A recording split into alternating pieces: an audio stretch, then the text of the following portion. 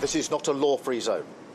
And I think that's clear from the prosecutions and sentencing. Today we're due sentencing for online behaviour. That's a reminder to everyone that whether you're directly involved or whether you're remotely involved, you're culpable and you will be put before the courts if you've broken the law.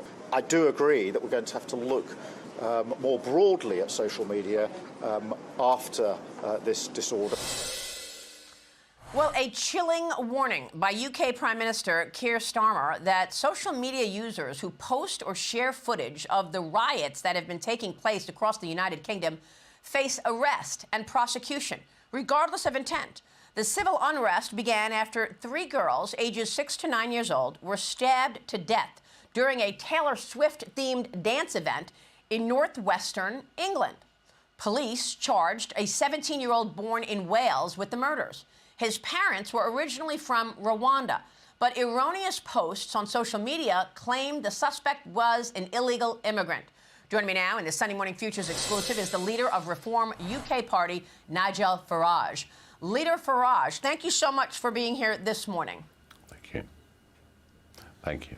I want to get your take on this violent disorder sweeping across several British cities over the weekend and this new order to prosecute anybody who is posting about it. Can you walk us through what's going on? Yeah, I mean, 2 things. Firstly, the violent disorder. We've got terrible division in our cities. We've got parts of our inner city now that have become completely Muslim-dominated, and that has led to a lot of British people saying, what the hell's going on? Our country is changing fundamentally. We've had successive general elections in which the Conservatives, following Labour, promised to reduce immigration numbers, yet we saw them double and then quadruple to record numbers. We have a border crisis like you of these boats coming across the English Channel. So underneath all of this, yes, you've got Muslim extremists, you've got some far right, yobs, violent people who look for an excuse.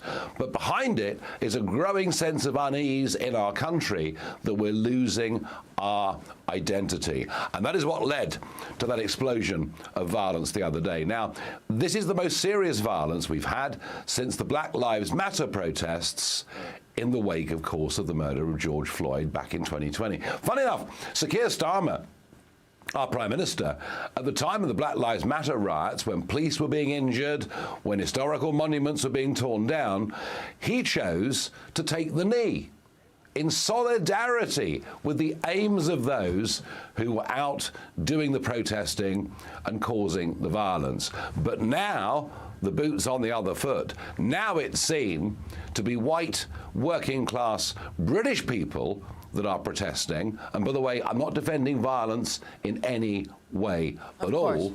No, now he wants to take control of the narrative. Now look, nobody should use any social media platform to genuinely spread hate or incitement to violence. And that free speech rule, I think all of us would support and agree with.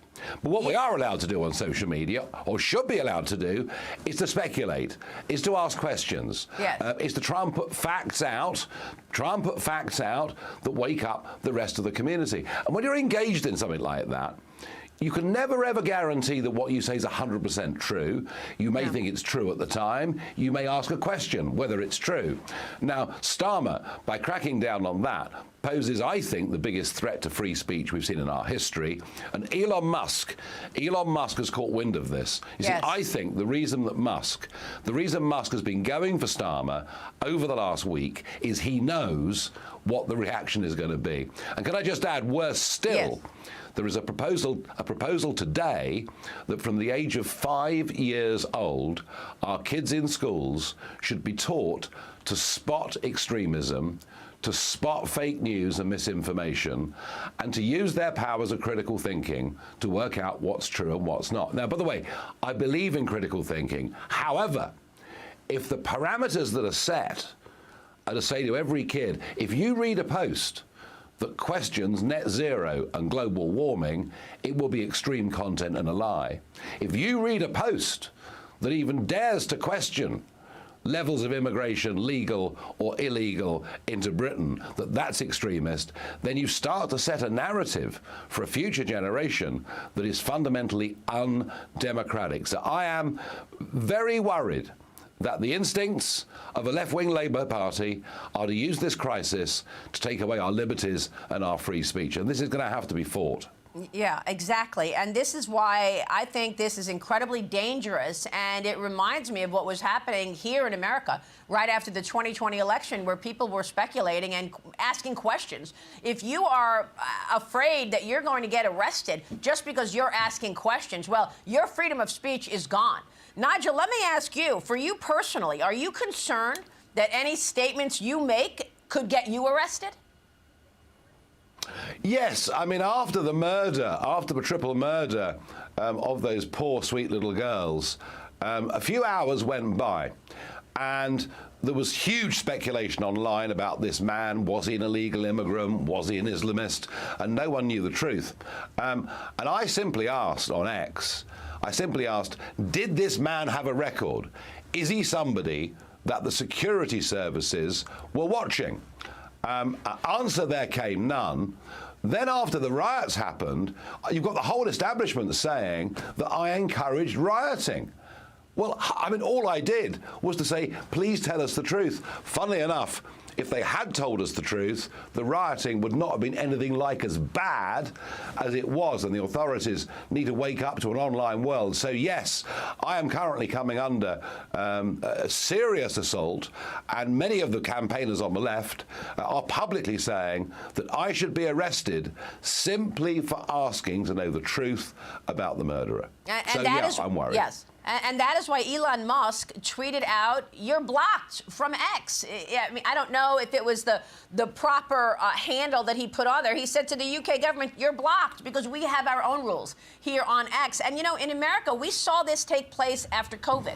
A lot of people questioned whether or not they wanted to get the vaccine, and the left comes up with these pejoratives, and suddenly you're canceled or you're ridiculed in the public square. If you know you're an anti-vaxxer, you're an election denier. These pejoratives, and all of a sudden you are shamed on the public square. This is very dangerous. Where is this going in the UK? Yeah, and I mean, Facebook are far worse. I mean, a lot of people, I'll put posts out on Facebook, factual posts about information I've discovered about, for example, the numbers crossing the English Channel by small boat, and people who like my Facebook posts get their accounts suspended. So it's quite sinister, the way in which it's happening. And the big one for us was lockdown. You know, 3 times we had a national lockdown due to COVID. And I have to tell you, by lockdowns 2 and 3, I was absolutely contemptuous of the whole thing. And I was saying, hey, look at what Florida are doing. Look at what Sweden are doing. But literally, if you question lockdowns, if you said this is government taking excessive freedoms from us, you would find your Facebook account suspended for a period of time. And that's the problem here. Yeah. You know, we may be talking in the wake of some pretty ugly, violent riots. But if that is used as an excuse for government and big social media companies to close down debates that they find inconvenient, then what price democracy? Hey, Sean Hannity here. Hey, click here to subscribe to Fox News YouTube page and catch our hottest interviews and most compelling analysis. You will not get it anywhere else.